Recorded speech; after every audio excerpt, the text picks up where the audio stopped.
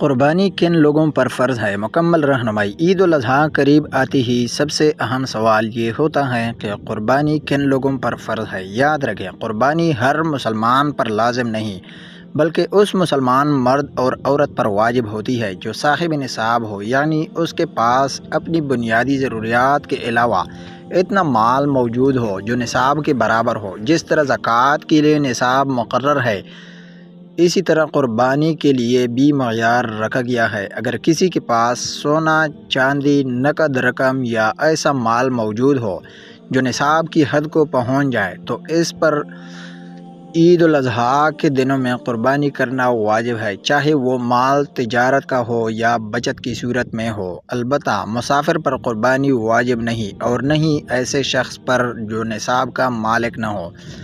اسی طرح بالغ اور عاقل ہونا بھی شرط ہے۔ یاد رکھیں، قربانی حضرت ابراہیم علیہ السلام کی سنت ہے اور نبی کریم صلی اللہ علیہ وسلم نے اس پر ہمیشہ عمل فرمایا ہے۔ اس لیے اگر اللہ نے استطاعت دی ہے تو خوش دلی سے قربانی کریں اور اس عبادت کو محض رسم نہ سمجھیں بلکہ خلوص نیت سے ادا کریں۔ اللہ تعالی ہمارے جان و مال کی نہیں بلکہ ہمارے تقوی کو قبول فرماتا ہے۔